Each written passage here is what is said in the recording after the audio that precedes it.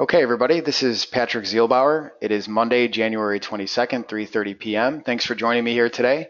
The webinar today is going to focus on order flow and alerts inside Sierra Chart, which is offered and supported by Infinity Futures. Thanks for joining us. I'm going to go through some risk stuff first, and if anybody has any questions about the risk, please feel free to ask now. Trading futures, options on futures, and retail off-exchange foreign currency transactions involve substantial risk of loss and is not suitable for all investors. You should carefully consider whether trading is suitable for you in light of your circumstances, knowledge, and financial resources. You may lose all or more of your initial investment. Opinions, market data, and recommendations are subject to change at any time. Past performance is not indicative of future results. So folks, only fund a futures account with risk capital. That means money you can afford to lose without lengthening your retirement horizon or affecting your ability to maintain your lifestyle. Okay, if you have any questions about where you might fall on the risk capital curve of things, so to speak, please feel free to talk to your representative in our office. Everybody here has one, whether you're a customer or not.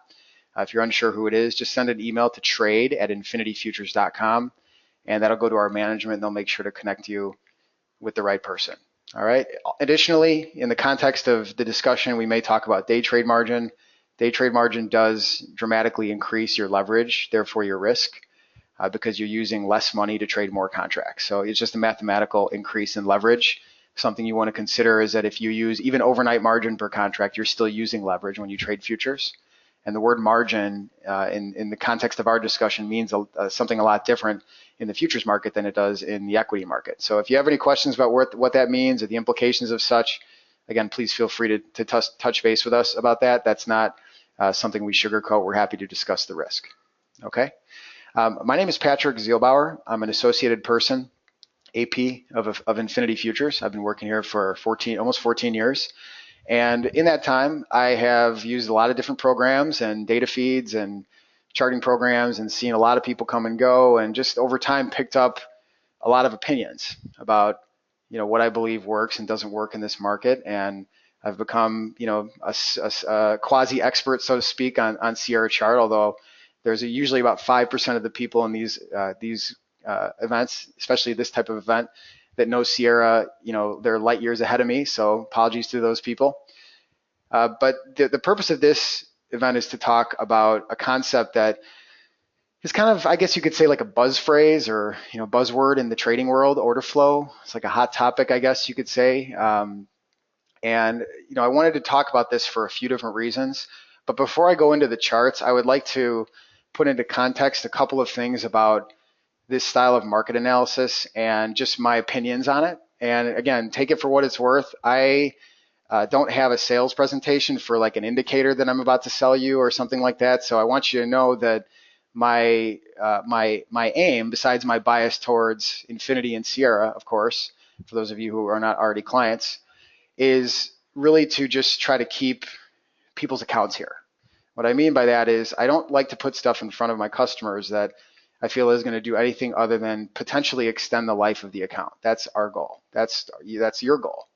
And so when we do these presentations, bear in mind that I'm speaking not from a bunch of empirical data, but just from the experiences I've had with dealing with my customers and the things that they look at. And over time, as I mentioned, I have developed some opinions about what I think works or doesn't work and why, and whether or not it has anything to do with the strategy, or if I really believe that the strategy just brings out the worst in someone in particular. For example, a personality trait that just doesn't jive well with day trading. And that ties into a little bit of what I wanted to talk about today. So let's just briefly discuss what order flow is. And again, there's a lot of people in here who don't know anything about this. So for those of you who are A+ experts on this, please bear with us. But in the context of this discussion, order flow is going to be used as, or defined as, using bid and offer volume data to make trading decisions. So what I mean by that is using the charting application to determine whether a trade had occurred on the bid or the ask, and using that data to interpret the market in a way that allows you to make a trading decision. So we'll get into greater detail, but that's the what. That is what order flow is in the eyes of most of our clients. Okay, why do people use order flow in their trading? Well, Order flow has become kind of, as I mentioned, a buzzword in our business. And I think why people use order flow is not because they thought it would be a great idea. It's because they were told to by someone who made a video or sold them a $3,000 indicator. So I never really understand necessarily exactly why my customers are asking me about something. It's usually because they heard about it from someone else or someplace.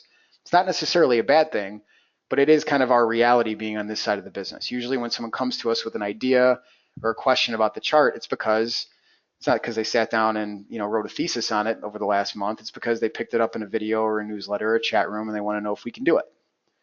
So that's the main reason why people ask us about order flow. But why do they really ask us about order flow? It's because there's a common idea that order flow is one of the only things that is not, I guess you could call it, a lagging indicator. Even though by the time it gets to your screen, it's already history. And we're talking about volume traded, which means the trades have already occurred. So, that definition, it doesn't really, is not quite up to snuff in my opinion. But that's commonly used. That phrase is commonly used by people who are pitching this way of looking at the market. Is that it's you're looking at not a lagging indicator based on 20 or 30 bars or 100 bars of data to predict the future, but actually you're seeing things as they happen. You're seeing the market, the orders hit the bid or the offer as they happen, and that is some sort of an indicator as to what is going to happen now. As an example, in a very, very basic example, which we will actually give some of here, if you're looking at the bid and the ask, and the ask is getting hammered in terms of orders. So let's just pretend there's, in any given bar, there's 25 contracts that had executed on the bid, and all of a sudden the offer starts, someone is hitting buy market, some automated program or computer is hitting buy at the market, and they're sending 100 lots, and all of a sudden the ask volume is like 1,500 contracts. That is perceived as bullish. So if you were not looking at a bid and ask chart, you might not know that the offer is getting hit like that. You still might see the market going up, but you might be missing some context. So people who are interested in this type of trading in general are looking for context. They're looking for a little bit more detail about what is happening inside the bar rather than just the price itself. So that to me is the why. If anybody here, please chime in. If we have missed something or you believe I'm somewhat off base, share with me, because you might be able to reinforce or correct some of the things that I'm saying if this is something you're really into. But that's in general what our clients are asking us about. Perceived uses of order flow. So what I mean by this is that some people have chosen to use this method of trading as their sole analysis. That to me, unless you are an excellent trader with great tools and your head screwed on really, really nice and tight, is quite difficult to do. The reason I believe that, and this we'll cover in item 4 here in a moment, is that this data is very subjective. And that doesn't mean there aren't certain facts, and we'll touch on those too, but looking at, let's say, the offer being hammered really hard is generally bullish. But as an example, if the market is not reacting, if the market is not going up, that that might mean that a iceberg order, which is like some hedge fund or another company or automated program or something, is feeding in orders to meet that offer being hit, you might not see the market reacting, and so that could arguably be bearish. So even though the offer is like really, really getting slammed, if you're not seeing the exact movement that your eyes are used to, you might have a case for a bearish scenario, even though it's a very, very bullish condition at the surface level. So that is one of the perceived uses of order flow, is again to look at the market in a very contextual way, and our charting program can help you do this, but it does lead into some pitfalls, I think. And one of the biggest pitfalls with this type of trading, as I mentioned, is that I do believe that it can be quite subjective. And again, there are certain truths. Okay, if the market makes a new recent low and the market hasn't touched that low in a while, that is a fact. That is not that is not an opinion of whether or not that occurred. So it's not like it's 100% subjective. There are definitely facts that you can rely on, but just like any other method of analysis, these are all hypotheses that we're establishing in real time and trying to act on. And when you're looking at a market that is flying by and the amount of numbers that you're going to see on some of these charts, it can be a little overwhelming. So in addition to showing you some of the really neat and intricate stuff that Sierra can do, because it can do a lot, there's also some ways to use this sort of data in a more general and easier to see sort of standpoint. And that I would like to cover as well. So common pitfalls, I think, would be to, for someone who is using this on a 30-second chart and they're just trying to make sense of the numbers flying by in real time. That is not something that I think anybody should really be doing. We'll touch on more later. What not to do, number 5, do not go out and purchase an order flow indicator for $5,000. Okay, you might think I might laugh at that. That happens. This is one of the areas that people who are pitching this way of trading or market analysis are really elevating their supposed expertise to the point where they can make you really feel like this is worth it. Be really, really careful with that. Just like any other educational tool, some of it's good and some of it's not. And the indicators, in my opinion, don't stand on their own feet all the time by themselves. You need support. So it doesn't mean you can't go out and lease some tools. There actually are some really good order flow tools that some third parties have made for Sierra that I actually believe are very, very good, and the people behind them provide very good support for them. But there's a lot of stuff out there, not really that I know that works with our stuff, but some of our competitors, where you can go out and find indicators for $3,000 to $5,000 to $10,000. No joke. Do not go out and buy that stuff. I think you will regret doing it. So if you're interested in order flow, focus here. Let's see if we can get some of these things showing up on the chart in a way that you can make sense of. And then you can really, at that point, you can decide, you know what, this isn't quite what I need. I want to go pay $5,000 for something. At least you'll know. All right, so please don't go out and do that right off the bat.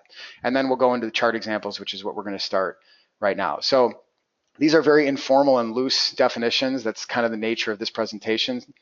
But let's try and get into it a little bit here. And then as questions come through, please feel free to share them.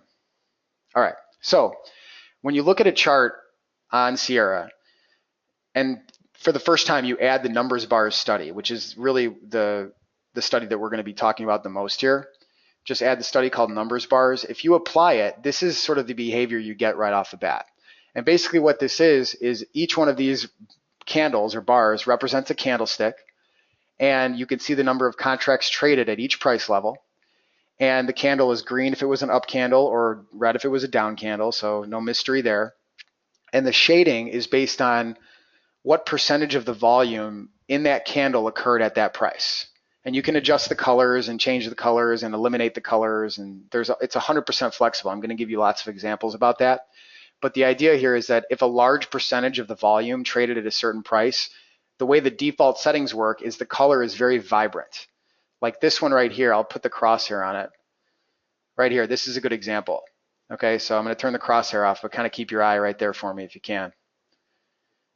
All right, so this is an example where the vast majority of the volume took place at this price level. So it's very bright green. And then the other ones are a little darker green. All right, same thing with some of the red ones. Like this red candle here, the majority of the volume took place at this price level. You have a more vibrant red. The other ones are a little bit darker or muted. All right, Eva asks, is there a special color to indicate the point of control of each candle? The answer is yes, you can add that. I don't have it displayed here, but I plan to show you how to add that in some other settings here in just a moment. And you can change the color as well. It's usually an outline.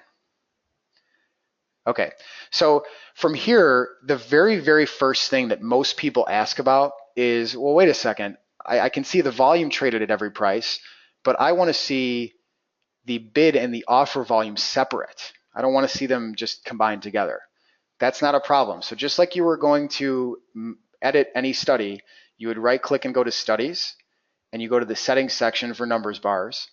And what you're going to find is that this particular study is not like a moving average where it only has one input. There are lots and lots and lots of inputs. This is arguably one of the most complex studies in Sierra. Now, don't let that scare you away, because most of these things you're never going to have to change. All right, unless you're really, really into tinkering, okay, in which case you might have some fun with it. But I don't really have to change all that much. I'll show you a couple things about what I do typically change, and then we'll go into some of the other examples. The first thing here in the first input, under input value, defaults to volume. That just represents the total number of contracts traded at each price. So very obviously here, the most common thing that most people are looking for is the bid volume versus the ask volume. And if we make that change and push apply, you're going to see that the values change a little bit. I'm going to zoom us in a little, so just because this creates the bars are a little wider now, we want to make sure we can see all the numbers. So now we're seeing the bid volume versus the ask volume done on each bar at each price.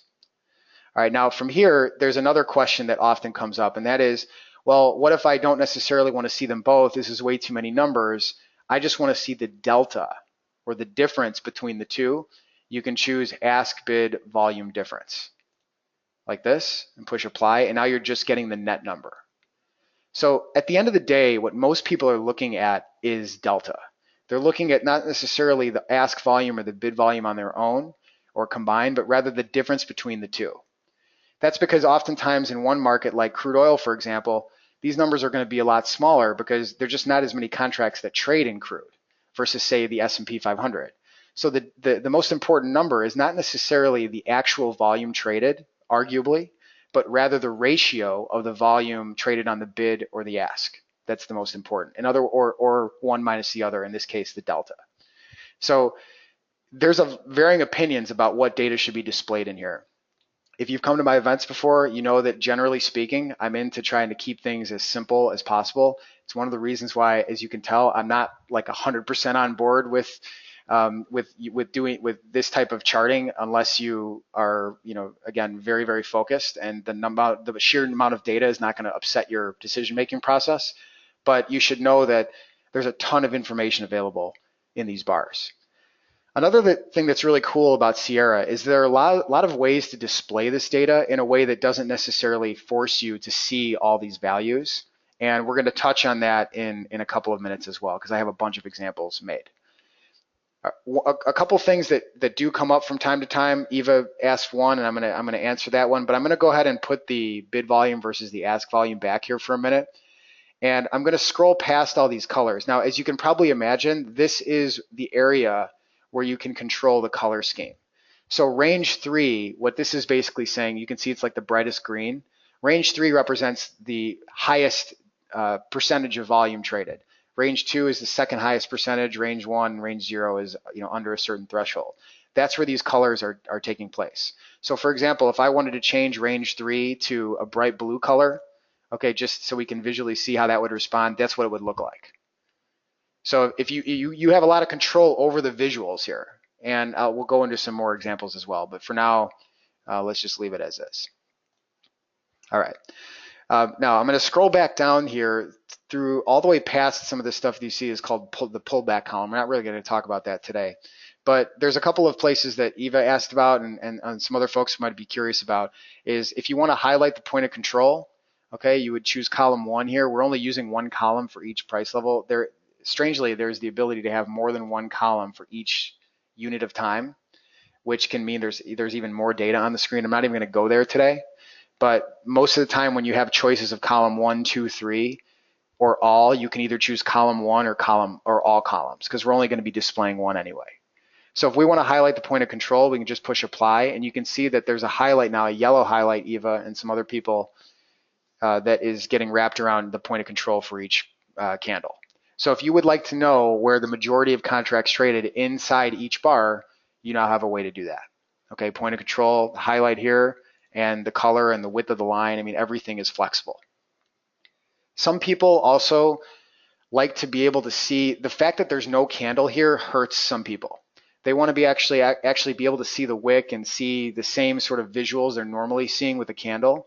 If you would like to be able to see that, you can use this section here that's called open and close marker style, and you can change it from arrows on price, which is the default, to candlestick outline.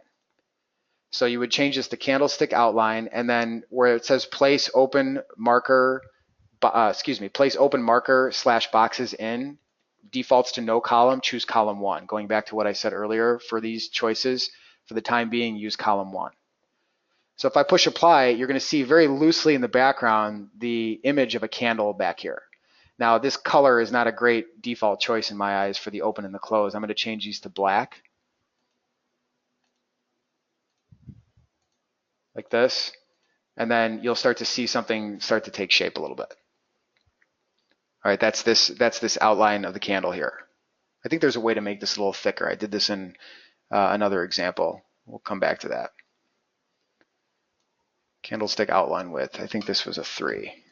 Yeah, that makes it a little clearer. So you can actually still see the candle function. If you feel like the lack of that causes a problem for you, and you want to be able to see where the wick is and where the body is and that sort of thing, you still have the ability to do that.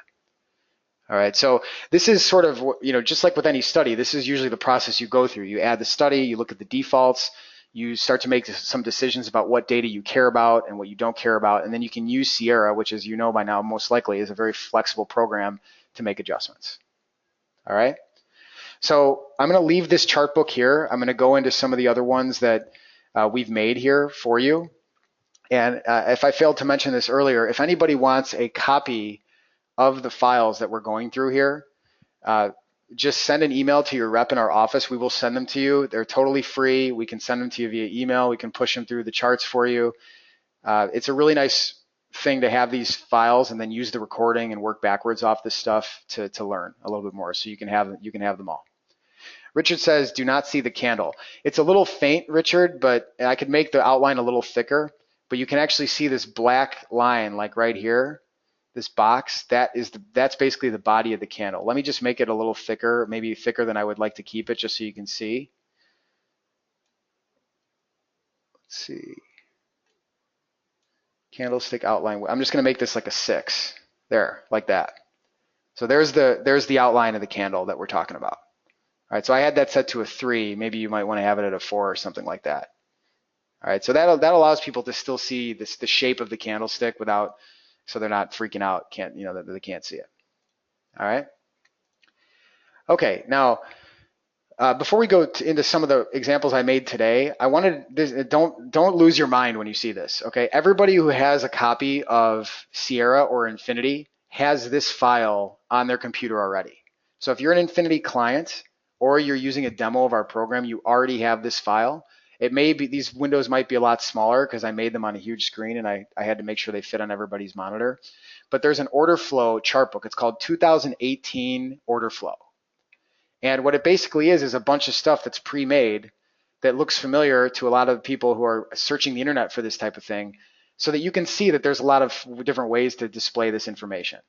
A good example of how I can relay that point is that this chart on the right, see the one that looks like this crazy volume profile, and then this chart in the middle here, this is the same numbers bars study, just displayed differently. It's literally the numbers bars study. This one's numbers bars. Okay, right click over here. This one's numbers bars. It's got some other stuff on it too, but it's not related to the way that this is displayed. So the point is that the numbers bar study has a lot of flexibility, and it can be displayed, the data can be displayed in lots and lots of different ways.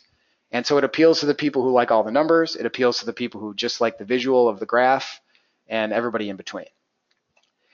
On the left in the middle, you're going to see all these these crazy colors here.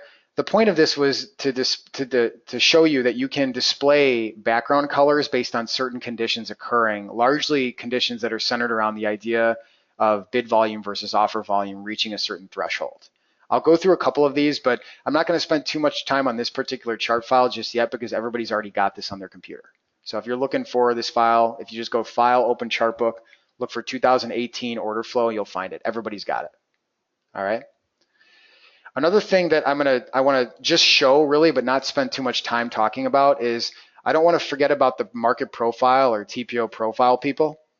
All right, if people who are interested in order flow tend to also be interested in profile style charting.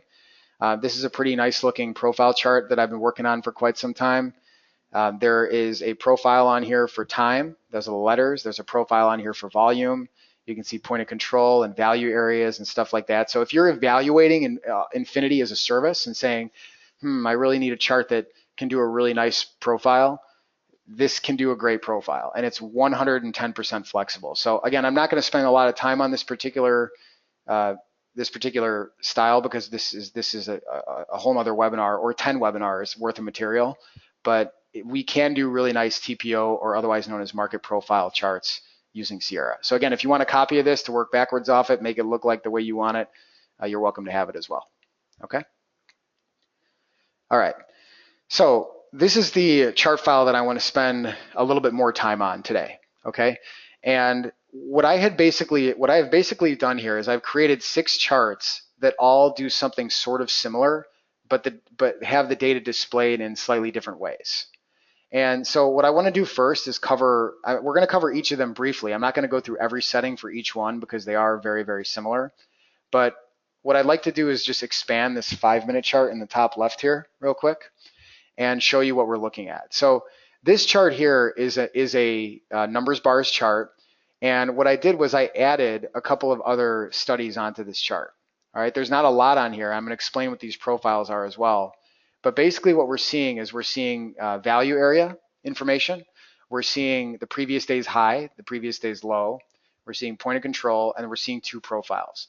Why do these profiles look the same?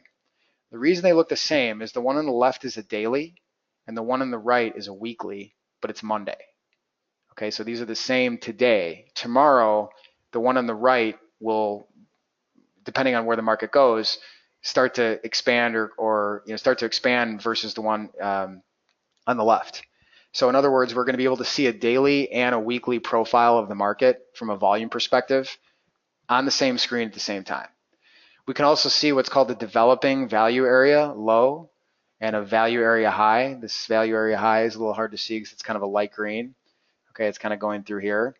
But the value area is the range between the value area high and low where 70% of the volume has traded. One of the things that I've found about order flow style traders is they like levels. They like to look at price levels. They like to look at areas where lots of volume is traded or not a lot of volume is traded. So information like the value area or the point of control is usually something that's on their radar.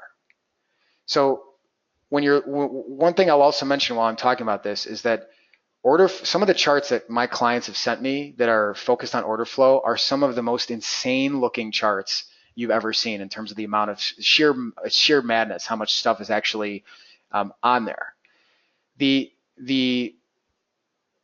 What I've done with these files is I've tried to pare them back to only display some relatively basic information. I wouldn't say it's remedial, but it's not nearly as advanced as some of the stuff that some of my clients have sent me. But I don't necessarily think that stuff is that much better. I just think it's more cluttered. So what we're looking at here is a chart that's got the value area high, the value area low, from where you will often see a lot of a flurry of activity as the market breaches its value area high and value area low. If you've seen some of my other events, I'm sure you've heard me say that before. Then you've got a volume point of control where you can see the majority of the volume is taking place at this price level, okay? The value area of the entire day or the entire week in this case is highlighted in gray. The rest of it is blue. And then you've got the previous day's high, the previous day's low, which is way, way down here. And you also have the ability in this case to extend price levels that don't have a zero on either side here at the bottom or the top of the candle off into the future. So there's a common theme among order flow traders that if the bid or the ask isn't at zero at the bottom or the top of the candle, that in the short term, the market has a high probability of reaching or returning to that level. Some people call it like an unfinished candle. And so what they want is what the customers have demanded is for Sierra to allow a client to display a horizontal line that extends out to the right if there's a numbers bar candle that has a high or a low without a zero at it. So if you right click on the chart and go to studies and you look for the numbers bar study, you'll see an option for this near the bottom. It's called highlight here, let me expand this out a little bit. Highlight non-zero bid and ask volume at a high or low. And the default for this is no columns. So what I do here is I change this to column 1 with extension line until future intersection. So basically what that means is that when that happens in real time, a line will plot all the way to the right side, and then it will sit there until the market touches it again, and then it will go away. So if you are into the concept of like a trap trader, have you ever heard that term, or unfinished candle or something like that, a lot of that has to do with the fact that there's a common belief among the order flow trading community that if there is an unfinished candle this way, that the market has a tendency to revisit that price level. Okay, obviously that didn't happen here today. Go figure. All right.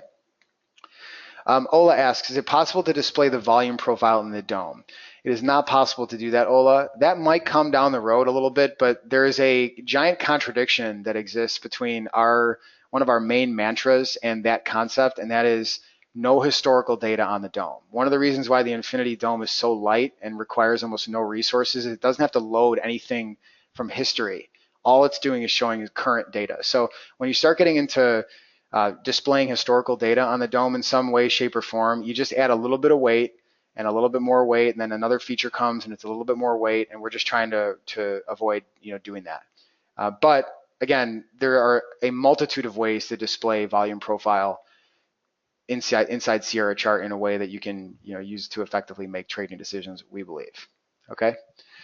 All right. So I'm going to minimize this one back down here just a second. And I'd like to show you another one that's a similar look. So this one on the right here, to the right of that, I'm going to expand this one. This is the same exact style of chart with the same profile, the same value area and everything, except without the background color. If you find the background colors to be distracting, or there's just too much information, or it's just too visually distracting, you can also choose to have the text be what is the determiner of the in terms of the colors.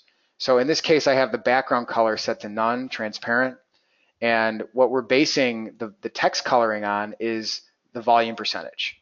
So it's the same concept as the other one, except the text is getting the color instead of the background itself. All right, so and again, there's tons of personal preference in here. There's a comment from Celso I'm going to address here in a minute, but before I do, I want to move on to the next one. All right, now to sort of expand upon that idea, let's go look at this one in the bottom left here. Okay, this 5-minute chart, I'm going to expand this out. This one is a little bit more my style. The reason why is because there's less, basically we're seeing less of data on the chart. How are we seeing less data here? Well, you'll notice that the majority of the text in this case is black. So what I have done in this case is I have basically told the chart to only show the color of the text when we are in that upper range for the up or the downside in terms of bid or ask volume, instead of showing all the ranges. So the way to control that is if you were to right click and go to studies here and you look at the numbers bar study, notice how I made all the other ranges black. So I don't care if we're in range 1 or range 2 or range 0. The only thing I care about is if we're in a dramatic range, the upper third or the bottom third. All right, now there's another little variable here. Has anybody ever heard the concept of like diagonal comparisons in order flow when you're looking at, instead of looking at this price against this value against this value, you're actually looking at this bid against this offer. So you're actually looking at a diagonal comparison rather than a side-by-side comparison.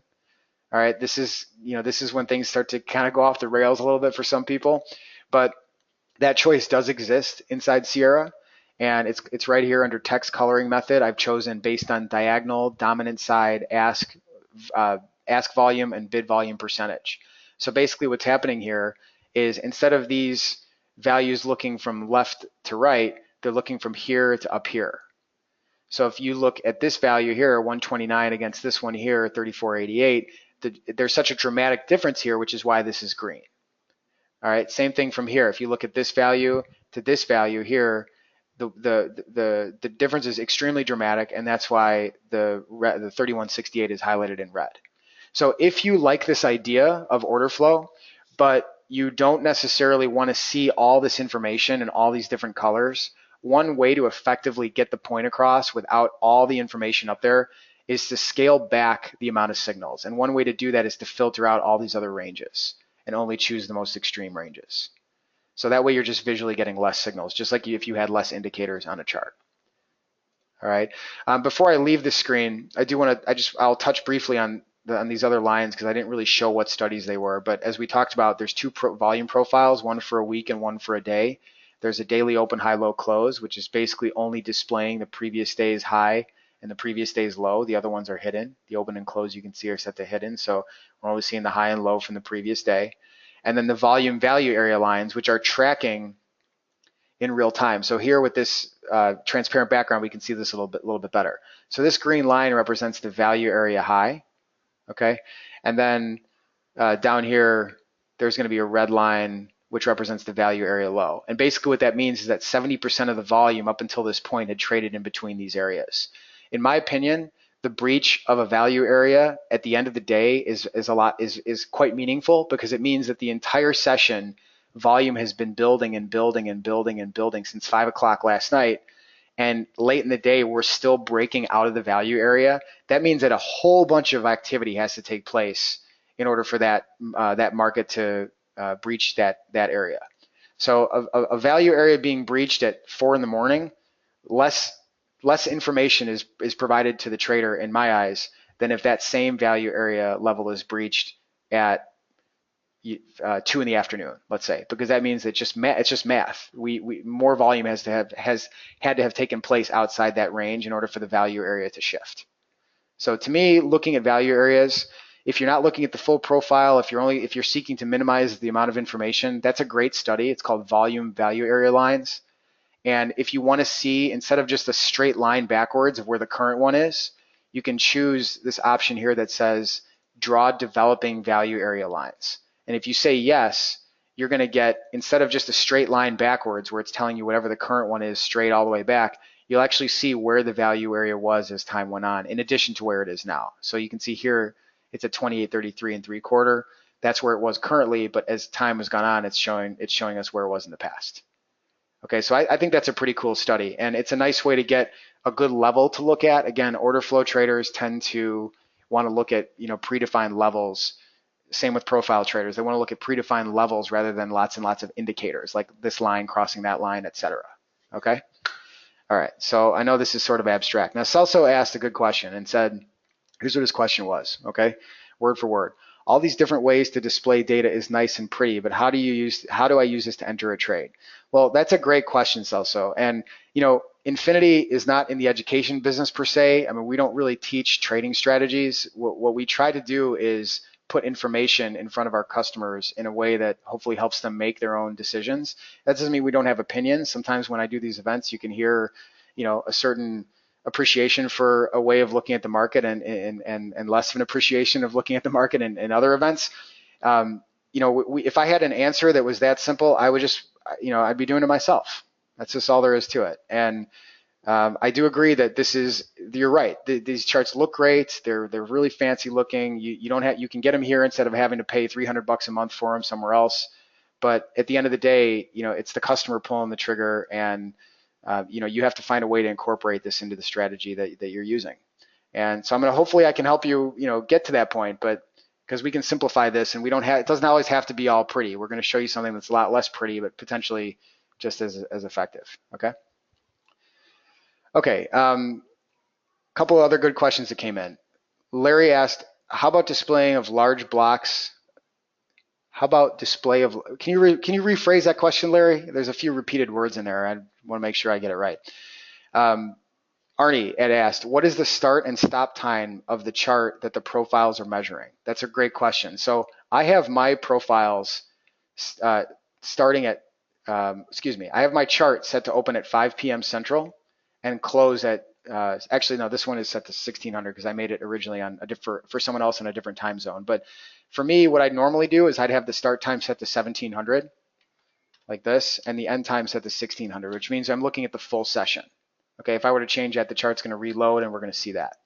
This is normally how I display the profile, because I actually do like to display the extended profile because I like to look at the entire session.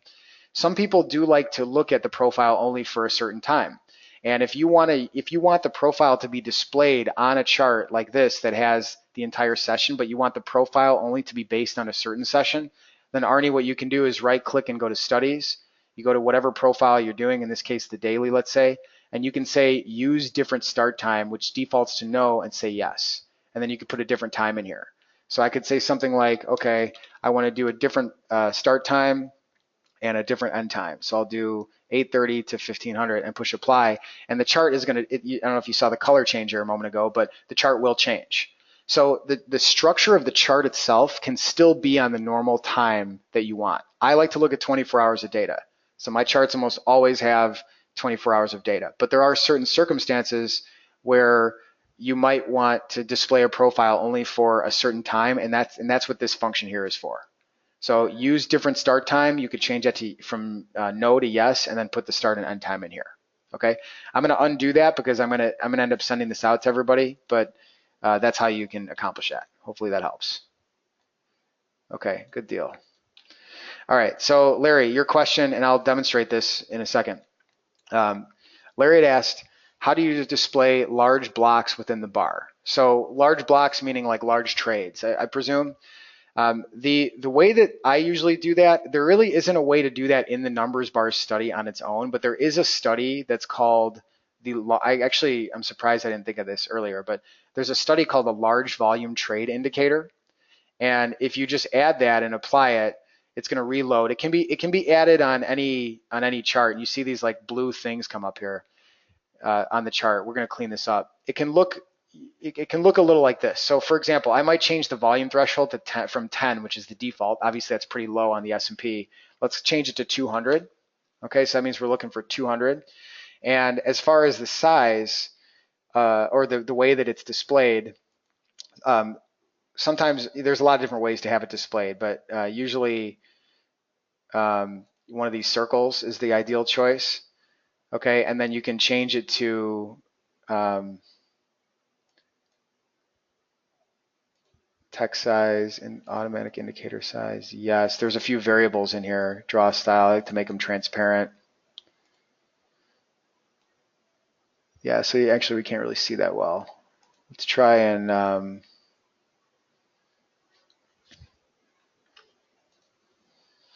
okay, so this is not quite the best display, but you know what? Let's do this. Watch this. Let's just duplicate this chart, tile it on the screen vertically, and then I'll just remove the numbers bar study for now.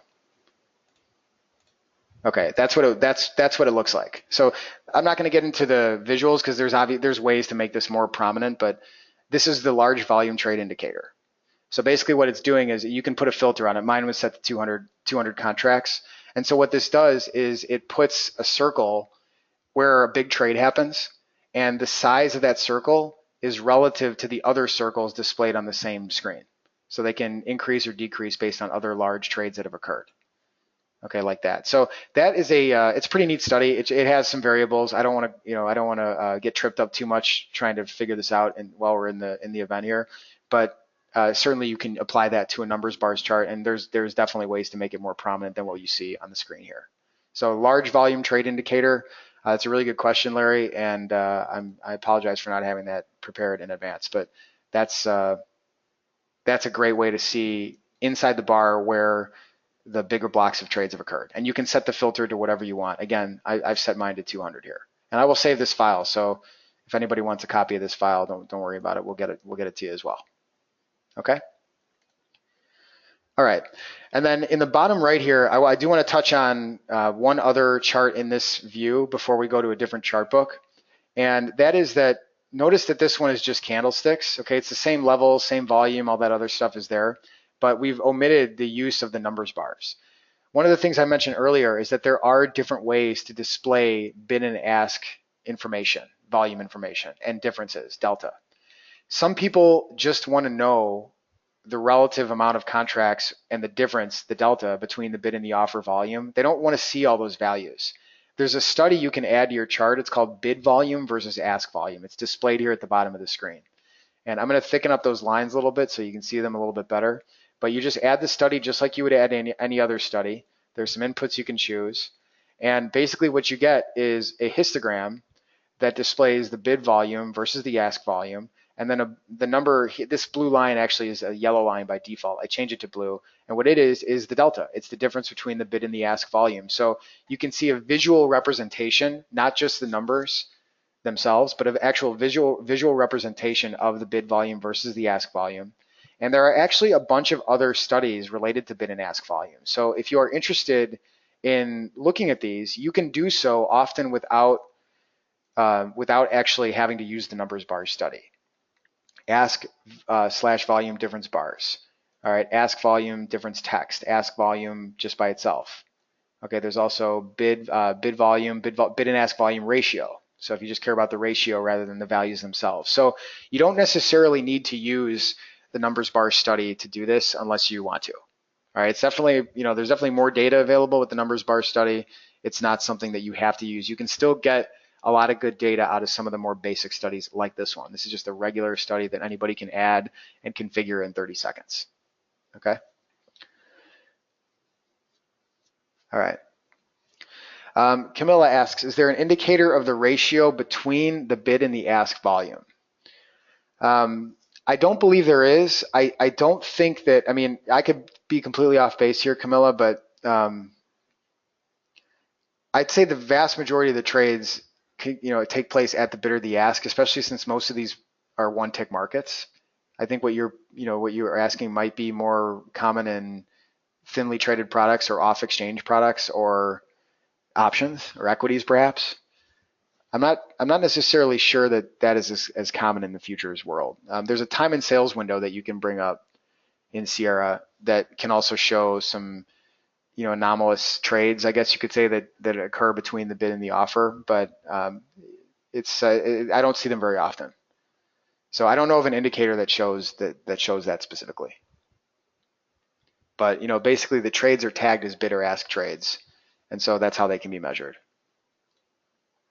Okay. All right, so let's just say that you are a regular person like me, and you don't want to have too much stuff on the chart, but you're interested in having some sort of visual notification when a bid and offer volume disparity that's significant does occur. How can you display that on the screen? Well, that's what I've done here on these various markets. So you have S&P, NASDAQ Dow, Russell, crude, gold, bonds, euro, yen. And what we basically have done is we've employed the color background study that exists within Sierra to display a green or a red background when a certain condition occurs. So let's go to the S&P chart here just as an example. And you'll notice that there are two studies up here, color background based on alert condition. All right, now I've renamed them. Okay, one says ask volume dominance, one says bid volume dominance. But really it's this study, color background based on alert condition. And if you go to settings, you pick the color. Okay, this is my green one. And then you go to the alerts. So when you look at the alert, if you look at this is way less complex than a lot of the other formulas that I've shown in these presentations, right? Ask AV is a short operator that Sierra gives us for ask volume. What this basically means what I mean by short operator is that Sierra allows us to use some operators that they have provided that don't require us to get an ask volume study first to refer to. So I could add the ask volume study and then refer to the ask volume study if I wanted to. But in the case of ask volume, bid volume, volume, open, high, low, close, or current price, we don't need to add studies that get that info so they can be referred to. We do need that for other more complex things. Like if I wanted to refer to the moving average, we would have to have the moving average added to the chart and then refer to it in the formula. But in this case, we really don't need to do that. So AV stands for ask volume and BV stands for bid volume. So in this case, okay, AV is greater than 2 times bid volume. So that means when the ask volume is greater than 2 times the bid volume, I want to know. So how would someone apply this? Celso, a couple other people asked about this.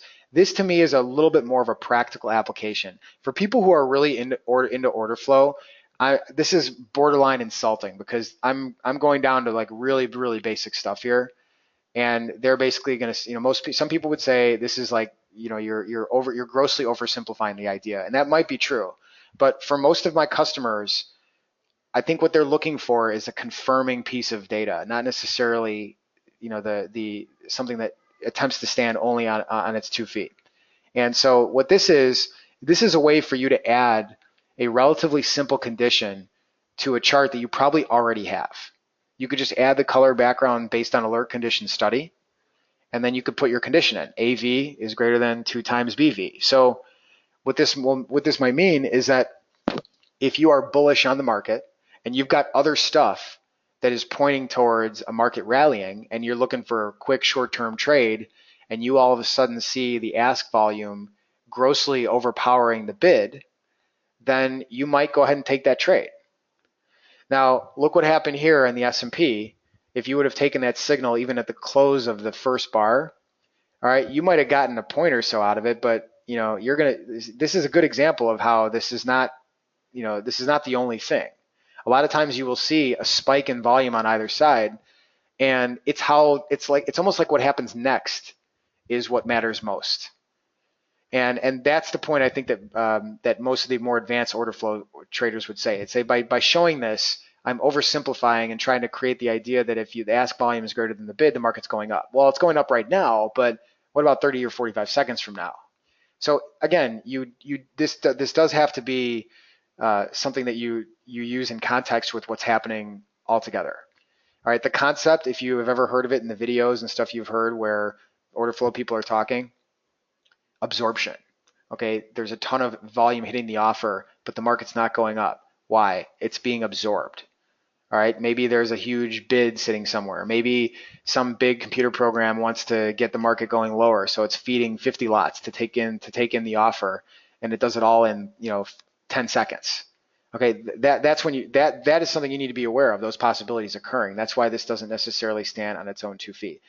Again, going back to what I mentioned earlier, there are some people that have written some really neat stuff for Sierra related to this topic. All right, I don't want to discount the amount of effort and the validity of those points. What I don't like is when people are selling a magic tool for 5K. All right, I don't mind when someone builds something that's worth looking at and has a reasonable price tag and good support behind it. All right, so don't think I'm disparaging anybody. I'm certainly not. But this is something that an average person could do on their own. All right, now if you found that you're getting too many signals, like there's just too many, this is getting annoying, there's too much stuff happening on the screen, I want to be a little bit more selective, just change the multiplier. So if I go to studies here, ask volume dominance, let's just change this to 3 times. This means we really only want to be notified when there's a significant change. In this case, look what happens when I change it to 3, they all go away. Let's do the bid too. So bid volume, for this other study, okay, I changed it, I just added the color background study. Made my red color, go to alerts, bid volume is greater than, let's change this to 3 times the ask volume. Okay, that goes away too. So, we're just not getting any signals here. All right, so this is suppose on a 5-minute time frame in the middle of the day, and something like in a market like the S&P, that would mean that there really is something happening out there because this is a widely participated in market. So if there were, say, 2,000 contracts on the offer, that means if you were looking for a 3 times multiplier, you'd need to see 6,000 contracts on the bid. That'd be a lot. That would really be something we'd all be waking up and wondering what's going on. So, there's going to be a happy medium here, and you'll have to find you'll have to find something that works for you. Obviously, the time frame is important. The time of day this is occurring is important. If you're seeing a signal like this happen at 2 in the morning, is that necessarily valid? Maybe not, because the market can be pushed around a lot easier in the evenings, just because there's not as many global participants. Let's change this to 2.5 just to see what happens. Oh, there's that same one. Let's do this one. 2.5. Okay, yeah, same concept. So, so some of them are being filtered out and some are not. So, this is something that is a little bit more accessible for an average person who, is not a developer. All right, and again, the operators, Song, I'll actually post a link to the Sierra operators here in just a second. They're actually on the Sierra website. Open, high, low, closed, ask volume, bid volume. There's a few others you can use as well. All right. A couple other questions that came through earlier. Celso was asking, how do you learn how to use this, or how do you learn how to use this? Like, who's teaching this? There are a few different groups that Infinity works with that do teach order flow methods and make stuff for Sierra that talks about order flow. I would probably say the best thing to do, Song, or Celso, would be to contact your rep in our office and just let them know that we had this discussion and that you're looking for educational outfits that might focus a little bit more on order flow, and we can put you in touch with a couple places that have good content that you can watch for free first, and then if you want to subscribe to something or sign up for something, we've got a lot of these guys have really good content. And again, Infinity, as you know, is a little bit more selective as to who we work with than some of these other places. So we want to make sure you get something good out of it. Okay, we can definitely try to point you in the right direction. All right. Larry said can't get much shorter. Yeah, I suppose you're talking about those operators, right? It's they're designed to be simple. Agreed. Agreed. All right. So this is a topic that's it's definitely an advanced level topic. It doesn't mean that this is the answer, but the whole point of this discussion is that I hope what we're at least successfully demonstrating here, if we're not gifting a strategy to you, which clearly I'm not doing, is that you don't need to go, let someone do all of this for you for an exorbitant price. You can do a lot of this inside the program itself. If you know the criteria you're looking for and you learn how to make it one time, kind of like I did here with these conditions, you can easily go in and adjust on your own. If you want to use the files like we have here, the ones that are built into the software by default, there's plenty that you can work backwards off of, and we want you to understand what it is you're doing. No one wants to be a red light, green light trader only. I mean, that's not what most people are after. Most people want to understand the guts of what they're seeing, and the reasons why it's happening. And you want to be able to be nimble and adjust. I mean, S&P, or is it NASDAQ, or crude, or is it the Russell? These markets have lots and lots of different behaviors, and you really do need to be able to understand, okay, if I'm looking at crude and I'm looking at ask volume or bid volume, maybe I should be looking at, using slightly lower numbers than I would be if I were looking at, say, the S&P or the NASDAQ, just because there's less overall liquidity. Those are concepts that we want you to actually understand and be able to apply. So hopefully you find this stuff useful. I would like to possibly schedule a follow-up, maybe where I bring in somebody who has made some of this stuff for Sierra, who can kind of tie some loose ends up. So I'll actually work on that, because there's been a few people who have asked about that as well. But I think this is a good place to at least stop here. Jim, as far as for order flow, if you're interested in working with a group or two that teaches this type of method, just send a quick email to your rep in our office, whoever it is, doesn't matter who it is, and we'll point you in the direction of a few places that work with Sierra and that have design tools or courses based around this style of trading. But we want you to approach them gingerly and get something out of it. Okay. Okay, good.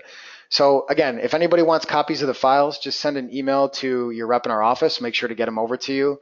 I'll get them all out to all the reps and salespeople tonight, and then tomorrow morning, you can have everything you need to work backwards off. We'll have the recording up on YouTube, and we go from there. So I hope you find it useful. I understand it's a complicated topic. Hopefully we've at least explained some of the basics and enlightened you as to some of the things you can do in this program on your own. Please send your feedback and your questions and comments. We'll be doing another webinar on this coming Monday, topic to be decided, so we will figure that out. And hopefully we see you next Monday. Don't forget to tell your buddies and your friends, your trading room folks. And if you want, one thing we've been doing a lot of lately, if you feel like this would be good for you, is if you have a little small group of people you work with, like 5 or 10 traders on Skype or something that you're talking to, organize something with us. We'll do a little small presentation just for your group. And hopefully you guys get something out of it, and we can kind of cater everything to specifically what it is you and your team are looking at. So hopefully you find that useful as well. We call that small group training. So we'd be happy to share with you. Okay. All right. Wonderful. Thanks, everybody. I'm going to read the risk one more time. I appreciate everybody listening. I know it's kind of a weird topic, but thanks again for your effort, and we will see you next time. All right, folks. Have a good night. All right, trading futures, options on futures, and retail off-exchange foreign currency transactions involve substantial risk of loss and is not suitable for all investors. You should carefully consider whether trading is suitable for you in light of your circumstances, knowledge, and financial resources. You may lose all or more of your initial investment. Opinions, market data, and recommendations are subject to change at any time. Past performance is not indicative of future results. Alrighty, thank you. Have a good night.